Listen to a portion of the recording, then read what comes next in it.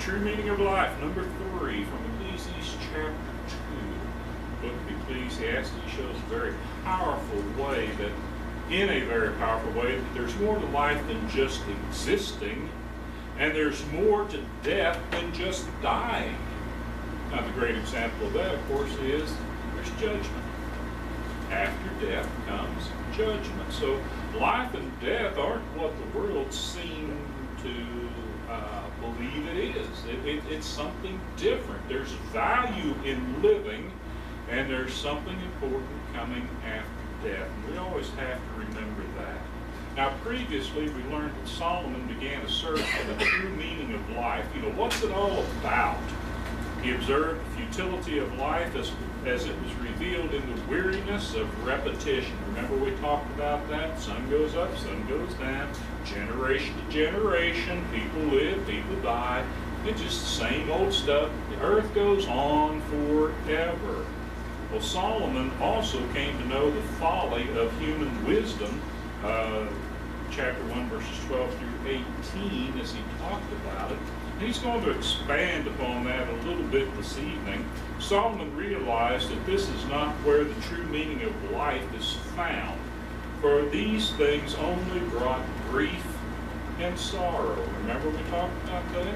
It seems like the more you know, the more grief, the more sorrow there is in it. So in chapter 2, Solomon begins to look elsewhere for answers to his questions. He begins to explore pleasure, wealth, and great accomplishment as sources of happiness in this life. So, dissatisfied with the results of his pursuit of wisdom, Solomon embarks on a journey in the acquisition of pleasure. Look at verses 1 and 2, Ecclesiastes chapter 2.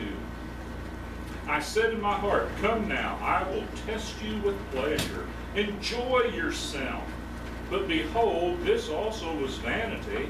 And I said, of laughter it is mad, and of pleasure, what use is it? So, in search of happiness, Solomon describes then what he did. How is it that he pursued pleasure? How is it that he sought after this laughter and this what's the word I was looking at? The folly. Well, not the folly. Pleasure. Okay? He gave himself to food and folly. Food and folly. Now, later on in history, and I believe it's particularly noted of someone like Louis XIV of France, cake and theater, right? Give them cake and give them a show. Entertainment. Rome followed along that path to a certain degree.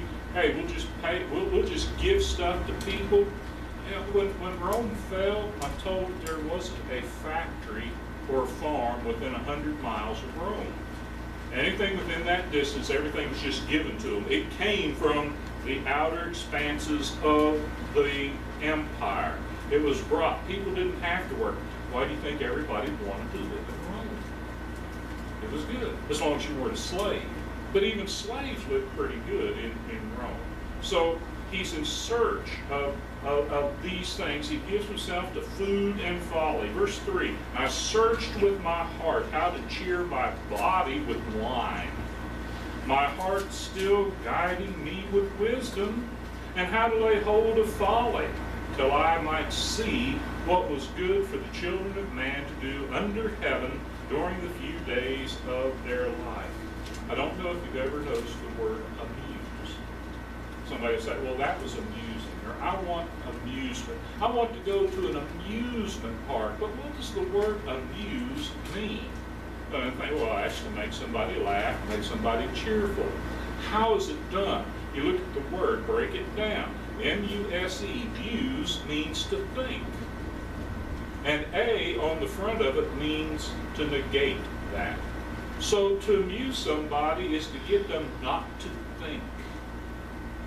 Listen, there are a lot of people in this world that don't think. They may not have the capacity to think anymore because everything is that folly and entertainment and amusement. I don't want to think about life, and I don't want to think about death. I just want to be happy and cheerful and just go on my way, nothing bother me. And that's the type of thing that Solomon was looking at here.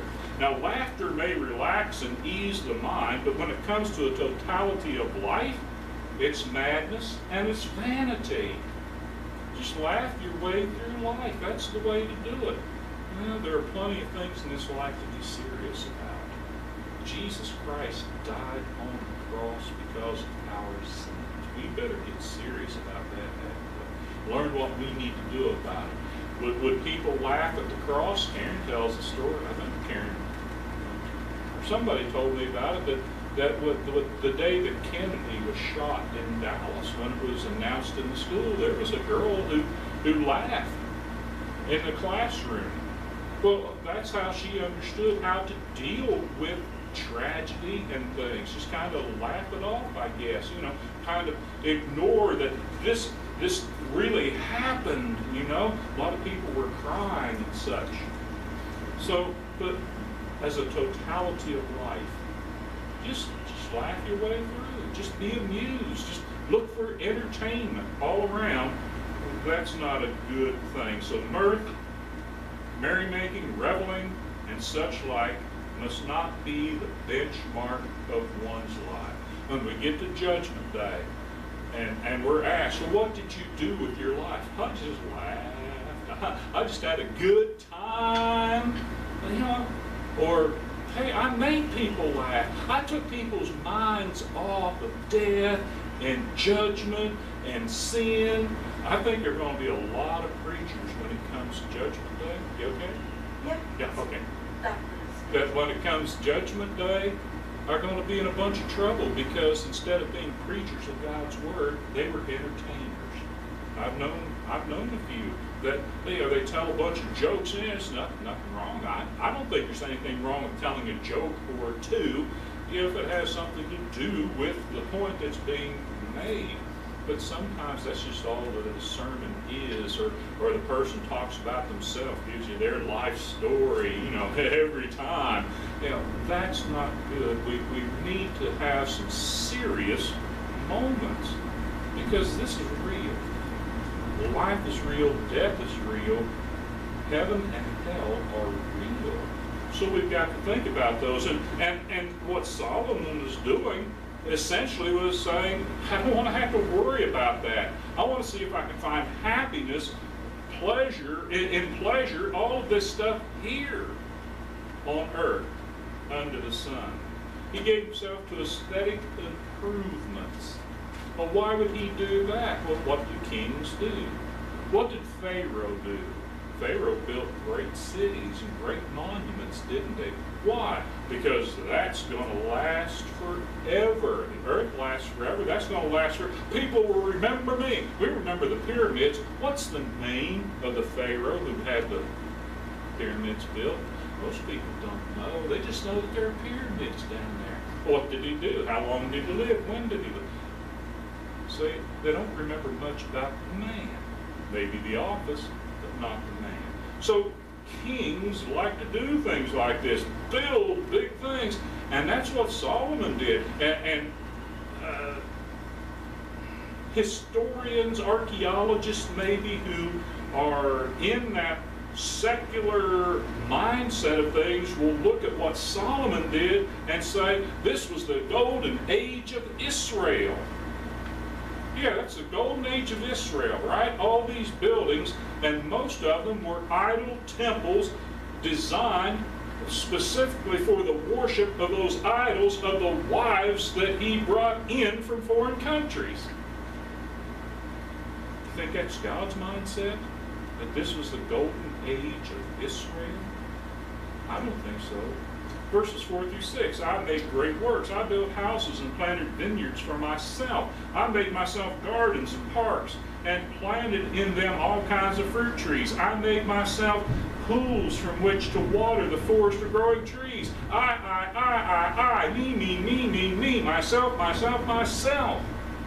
Now, yeah, they were to be shared by a few people within the kingdom, But think of what he's doing. He had a great passion for erecting magnificent buildings. And the temple's just one thing, say. But think of what he did. 1 Kings chapter 9, verses 15 through 19. He built cities. It took him 13 years to build his own house. 13 years. 1 Kings chapter 7, verses 1 through 11. Solomon had a great love for nature, but see, that nature was, again, that aesthetic value. I'll build a garden here. I'll build a park here. I'll plant some trees here. And, is there anything wrong with that? No, it isn't. But it wasn't for the right reason. It wasn't to honor God. It was to bring glory to himself. Solomon also took great care to provide his capital with water. That was a great thing, wasn't it? Hey, bring water to the city, nice water, clean water. And vast operations were undertaken for this purpose. But he did it on the backs of the common people, the slaves. Government, as we know it and understand it, not as a beneficiary of the people to a great degree, but nor that he could show what a great person he was, that his works might live or might follow him. And he gave himself to cultural improvements, verses 7 and 8. We may not understand this at first. Listen to this. I bought male and female slaves and had slaves who were born in my house. He said, how could having slaves be a cultural improvement? You look at history, and the slaves, many of the teachers, the great teachers were slaves. They were slaves brought in to educate the king's children, so that they would have an understanding of different places and different things. So they would have that the cultural refinement. So they would know what's going on in other countries. So hey, go over here. I'll buy this. Here's an educated person. I'll buy that educated person. Bring him. You're my slave, but here's what you're going to do. You are going to teach my children, and that's what a lot of the history writers that we have in history, that we know about from those time periods, they were slaves. They were slaves to emperors and kings. He writes, I had also great possessions of herds and flocks, more than any who had been before me in Jerusalem. And I think he brought in a lot of exotic animals. Zoos, see? He created zoos so people could go and look at them and, wow, isn't that something? I've never seen anything like that before. And it wows the individual, but again, doesn't make them think about God. For the Christian, it's going to, right? For the person of God, well, how great God was to create all of this. But for others, it's like, wow, that's something, I've spent my day, I've seen something new. I also gathered for myself silver and gold and treasure of kings and provinces. I got singers, both men and women, and many concubines, the delight of the children of man. Say, people talk about Donald Trump to the degree that, he bought the Miss Universe pageant. So, he's just, he just wants to be around those women, beautiful women all the time. If they're not beautiful, he calls them names and stuff like that. You see how that can kind of backfire. But for Solomon, Solomon's great. He's doing these things. But yet, his wisdom is driving him further and further away from God in his pursuit of happiness in a secular way. So the result of it, what he says the result is that he had everything he desired and could possibly find pleasure in it. It was there. If it wasn't brought to him, he got it somehow, some way. He either bought it, or he coerced it, or he took it. Ecclesiastes 2, 9 and 10. So I became great and surpassed all who were before me in Jerusalem. Also my wisdom remained with me. I think that's a couple times we've heard that. We're going to keep hearing it throughout here. My wisdom remained with me. And whatever my eyes desired, I did not keep from them. I kept my heart from no pleasure, for my heart found pleasure in all my toil, and this was my reward for all my toil. I got this stuff. Stuff. His conclusion, though, look at verse 11. Then I considered all that my hands had done, and the toil I had expended in doing it. And behold, all was vanity, and a striving after wind, and there was nothing to be gained under the sun. That poor farmer living down there in the southern barren regions of Israel was just as happy as Solomon was. And he didn't have hardly anything, but maybe a few goats and a few sheep and a few cows, maybe a family, a wife that loved him, and children who respected and adored him. Well, that's getting to be the point that Solomon was looking at. So he begins hating his life. And he begins to hate life under the sun. So if you can't understand life and you can't enjoy it, you begin to hate it, don't you? You begin to hate things that aren't pleasant. And life wasn't pleasant for him, even though he had all of these things. So he reflects on his wisdom in verses 12 through 17. He says, so I turned to consider wisdom and madness and folly. He's going to, how do these three things work together to produce a happiness? Or why don't they produce happiness? Why do they bring grief and sorrow? For what can a man do who comes after the king? What's his children going to do? If he does everything, if he builds everything, what's the next one? What's his child going to do who's going to be the king behind him? Then I saw that there is more gain in wisdom than in folly, as there's more gain in light than darkness. So what's he saying? What would you rather be? Would you rather be wise or be a fool? Well, it's better to be wise, right? We would think so. You don't want to walk around being a fool. So, here, it's better to be wise. Verse 14, the wise person has his eyes in his head, but the fool walks in darkness. Doesn't know, doesn't understand, doesn't care. What's he looking for? Amusement. Give me something so I don't have to think. And yet I perceive that the same event happens to all of them. The same event happens to all of them. Think about that as we go on down through here. Then I said in my heart, what happens to the fool will happen to me also.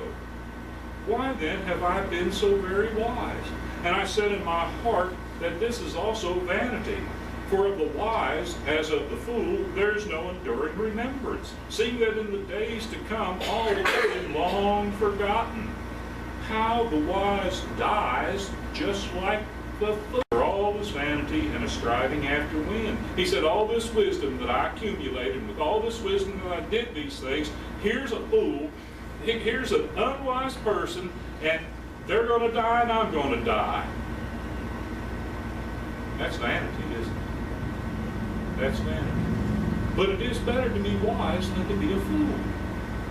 So I hated life because what is done under the sun was grievous to me, for all is vanity. Solomon realized that wisdom far outweighs madness and folly. If you're going to look at the three of them, don't choose madness, don't choose folly, choose wisdom, but not just the wisdom under the sun. Because that's going to put you in the same places where the fool is. As light excels the darkness, listen to this. And Solomon's going to bring these things up in later chapters. Wisdom brings advantage over others. Chapter 7 verse 11. Wisdom brings protection. Chapter 7 verse 12. Wisdom brings strength. Chapter 7 verse 19. Wisdom is better than weapons. Chapter 9 verse 18. Wisdom brings success, chapter 10, verse 10. Solomon also realized the advantage of wisdom is vanity All that's vanity under the sun. Both the wise person and the fool die, and after death there's no remembrance of either. So wisdom wasn't the answer. The wisdom that he sought out, the wisdom that he used, and the wisdom that he applied at that time. Thus, what does it say there at the beginning? Solomon hated life because all the work that was done under the sun is nothing but a striving after the wind. It's grasping after something that you cannot catch. There's no happiness. Let me rephrase that. There's no enduring happiness in it. That's why John says, 1 John chapter 2, verses 15 through 17, do not love the world or the things in the world. If anyone loves the world, the love of the Father is not in him. For all that is in the world, the desires of the flesh, and the desires of the eyes, and the pride in possessions, is not from the Father, but is from the world. And the world is passing away along with its desires, but whoever does the will of God abides forever. The wise person who's seeking out the desires of the flesh and the desires of the eyes and the pride in possessions, he's going to die just like the fool. And he's going to die eternally through the wisdom under the sun. Not the wisdom that comes from God, not the wisdom in the sun. Solomon reflects on his labor in Ecclesiastes 2:18 through 23. Listen to this. Listen, remember, he's preaching a sermon, essentially. I hated all my toil in which I toil under the sun. There's the key phrase, though, isn't it? Under the sun. Seeing that I must leave it to the man who will come after me. And who knows whether he will be wise or a fool. Yet he will be master of all for which I toiled and used my wisdom under the sun. This also is vanity. So I turned about and gave my heart up to despair over all the toil of my labors under the sun, because sometimes a person who has toiled with wisdom and knowledge and skill must leave everything to be enjoyed by someone who did not toil for it. Welcome to America, as we know it today. This also is vanity and great, look at that word, evil. It's evil. Brothers and sisters, it's evil that probably 50% of the people capable of working and holding jobs today refuse to. And the other 50% have to take care of it. God's word says it's evil. And this is on that side where Solomon looks at it and says, hey, here's what I'm coming to, not under the sun, but in the sun. What has a man, from all the toil and striving of heart with which he toils beneath the sun? For all his days are full of sorrow, and his work is a vexation. Even in the night his heart does not rest. Yeah, sometimes I wake up having a dream about what I need to do at work, or what I should have done at work. Do you do that? Of course you do. Because that's what it's about, isn't it? So, even in the night his heart does not rest. This also is vanity. He hated his labor, since when he died, he would be forced to leave it to another. No choice, right? No choice. Somebody's going to get it, right? Who knows if the next generation will be foolish or wise? We really don't. We give them the best opportunity we can to be wise, but they've got to choose it. They've got to grasp it. It would be left for someone who did not have to labor for it. And you go back and look, who got it? Rehoboam. And what happened in Rehoboam's time? The kingdom was divided.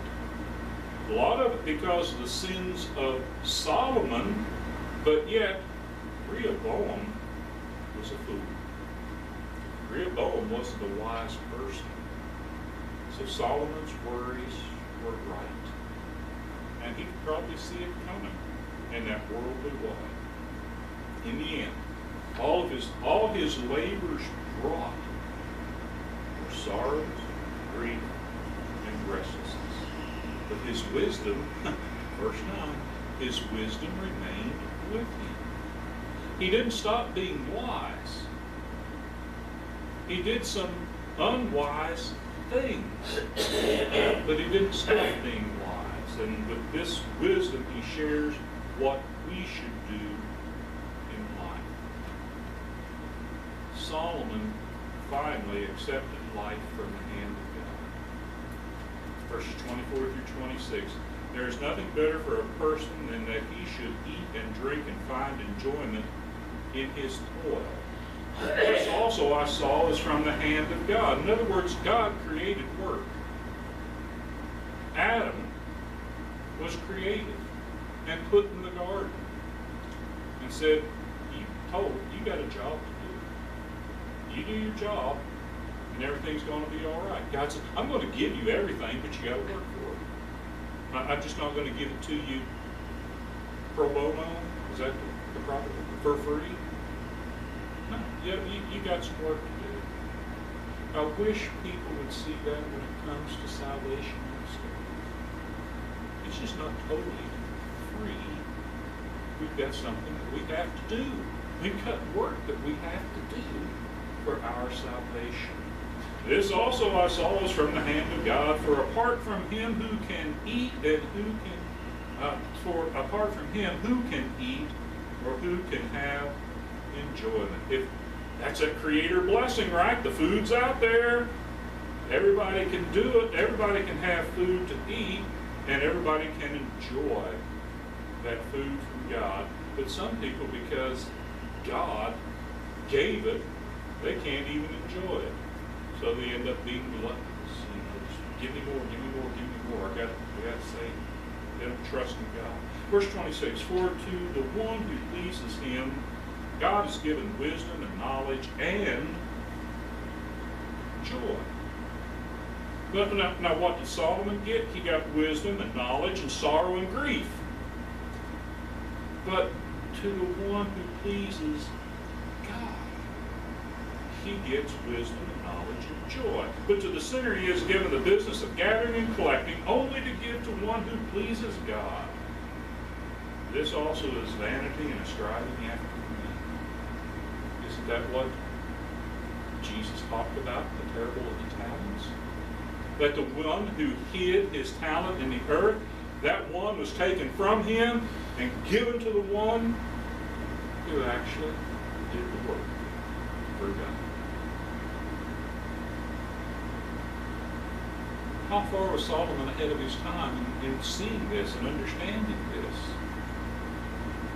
For the first time in the book, Solomon begins to look above the sun, above the S-U-N, not under the sun, but above it to heaven, and above it to God and to God's wisdom.